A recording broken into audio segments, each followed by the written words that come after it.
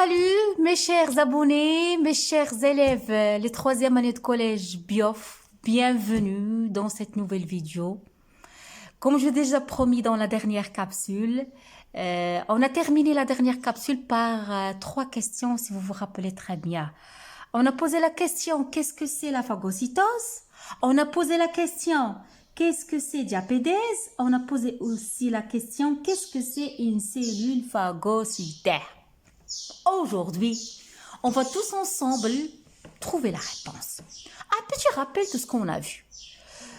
Qu'est-ce qu'on a vu la dernière fois? On a vu que au niveau d'une plaie, et ça je l'ai déjà dit, que la plaie, ça constitue, c'est-à-dire une blessure, on s'est piqué par une piqûre ou bien on s'est blessé au niveau de notre peau, cette blessure ou bien cette plaie, ça constitue une porte d'entrée par les microbes. Oui, au niveau de cette plaie, au niveau de cette blessure, les microbes, et notamment des bactéries ou bien des virus, ils parviennent à pénétrer, comme vous voyez sur le schéma là. Ça, c'est la plaie. Et ça, ce sont les bactéries. Ça facilite la pénétration des bactéries. Des bactéries, ils parviennent à pénétrer dans le milieu intérieur, qui est favorable pour leur multiplication. Mais en réponse à cette pénétration bactérienne, notre organisme, notre système de défense, notre système immunitaire, il manifeste une réaction inflammatoire. Retenez ça, ce sont que des rappels.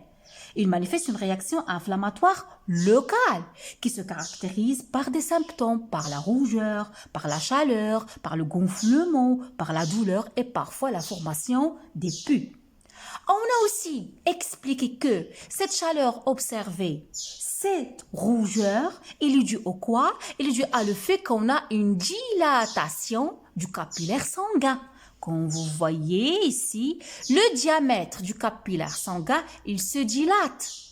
Pourquoi? Pourquoi cette dilatation? Pourquoi le capillaire sanguin se dilate, mes chers élèves? Pour qu'il permet à certains... Regardez avec moi, ça c'est quoi? Ça c'est le capillaire sanguin. Dedans, il y a du sang, il y a des globules rouges, il y a du plasma, il y a des globules blancs. Il y a des globules blancs que je vais nommer des leucocytes. Ok, pourquoi cette dilatation? Cette dilatation, il permet à ces leucocytes de quitter, regardez, de quitter la circulation sanguine, de sortir du vaisseau sanguin pour se diriger vers la zone où il y a des bactéries. Donc, le phénomène, le fait que ces globules blancs, ces leucocytes, ils quittent la circulation sanguine pour se diriger vers la zone où il y a des bactéries, je vais nommer ce phénomène-là diapédèse. Ça, c'est diapédèse insulaire. C'est quoi diapédèse, mes chers élèves? C'est la capacité de certains globules blancs de traverser, comme vous voyez, ils traversent la paroi des capillaires sanguins pour gagner les tissus de l'organisme. Ils se dirigent vers la région infestée. Donc, retenez, mes chers élèves, ce mot-là, diapédèse. Donc, on a expliqué pourquoi on a cette dilatation. Parce que certains globules blancs, certains leucocytes, qu'est-ce qu'ils font? Ils traversent, ils quittent la circulation sanguine, ils se dirigent vers la partie où il y a des microbes. C'est diapédèse. OK? Maintenant, qu'est-ce que c'est la phagocytose? Regardez avec moi. Une fois que ces leucocytes, ces globules blancs, ils arrivent dans la partie infestée par des bactéries, qu'est-ce que vous voyez, mes chers élèves? Regardez avec moi, qu'est-ce qu'ils font ces leucocytes? Je vais utiliser ce terme manger, mais ce n'est pas le vrai verbe que je vais utiliser. Ils ingèrent, ils digèrent. Ces leucocytes, ces globules blancs qu'est-ce qu'ils font, mes chers élèves? Regardez avec moi. Ils se dirigent vers les bactéries pour faire quoi? Regardez ici, qu'est-ce qu'ils font? Mes chers élèves, ces leucocytes, ces globules blancs, ils ingèrent les bactéries. Ils ingèrent les bactéries. Donc, comment je vais appeler ce phénomène-là? C'est phagocytose. Phagocytose, mes chers élèves, c'est le mécanisme qui permet à certains leucocytes, c'est-à-dire des globules blancs, certains leucocytes spécialisés, l'ingestion. Donc, le verbe ingérer, ingestion, comme digérer, digestion. D'ingérer l'ingestion de bactéries, des champignons, des virus, des particules étrangères telles que les bactéries et les virus. Donc, c'est ça la phagocytose. Autre chose que vous devez savoir, mes chers élèves, que c'est phagocytose. Il se passe selon des étapes. Là, ce sont des photos réelles, comme vous voyez. Pénétration d'une bactérie qui a été ingérée par les leucocytes, d'où le nom que je vais le nommer des phagocytes, ok? Donc, je vais les nommer des phagocytes, ou bien je peux les nommer des cellules phagocytaires. Donc, retenez, on a donné là, je vous ai répondu à toutes les questions qu'on a déjà posées la dernière fois. Alors, on a compris qu'est-ce que c'est diapédès. C'est le fait que certaines cellules, certains leucocytes, ils traversent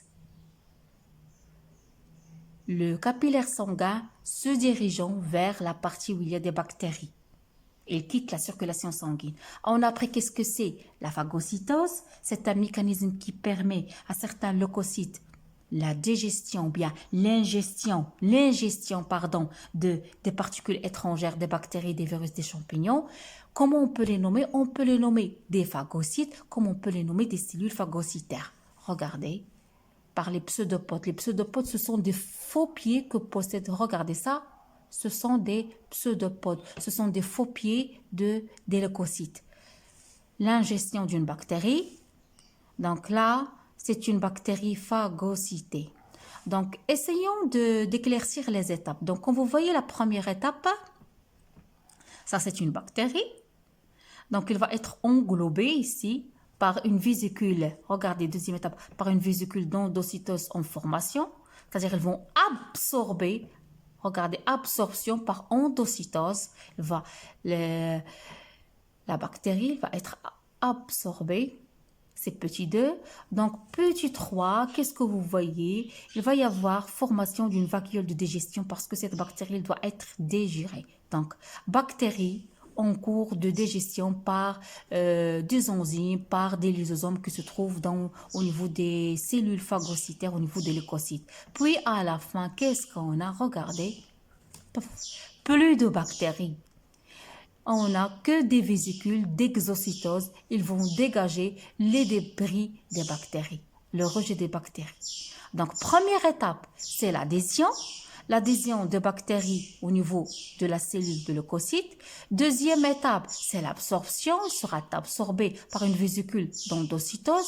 Troisième étape, c'est la digestion par des vésicules golgiennes. Qu'est-ce qu'il contient ces vésicules? Elles contiennent des enzymes, contiennent des lysosomes.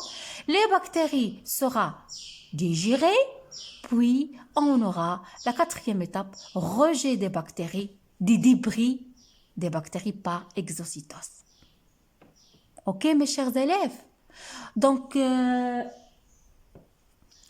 j'espère que vous avez bien compris ce processus-là. De clôturer cette capsule, mes chers élèves, une question que vous allez trouver dans l'examen. Quelles sont les caractéristiques de la phagocytose? 2 caractéristiques que vous devez retenir, mes chers élèves. La phagocytose, mes chers élèves, c'est un mécanisme de défense naturel. C'est un mécanisme de défense naturel non spécifique. Non spécifique, ça veut dire qu'il est dirigé, il se dirige sur tous les organismes qui se trouvent dans notre corps, que ce soit des bactéries, des virus, des champignons, des protozoaires, c'est ça. Quel que soit l'intrus, il est non spécifique. Il est non spécifique. Aussi, c'est une réaction rapide. C'est une réaction rapide parce que une fois qu'il y a pénétration des bactéries, cette réaction se déclenche et les cellules phagocytaires se dirigent vers les bactéries pour les ingérer. Donc, deux choses à retenir s'il vous plaît. Phagocytose, c'est un mécanisme qui permet à certains leucocytes spécialisés l'ingestion des particules étrangères de notre corps. C'est un mécanisme de défense naturel. C'est un mécanisme de défense non spécifique, c'est-à-dire il se dirige contre les bactéries, contre les virus, contre des graines de pollen, contre des agents pathogènes, quel que soit le type des agents pathogènes. Et il est non spécifique et il est rapide. Ok? Donc, j'espère que tout est clair. Si vous en avez encore des problèmes, vous me les laissez dans la partie commentaires. Likez, beaucoup de likes, beaucoup de commentaires. Abonnez-vous à ma chaîne. Au revoir.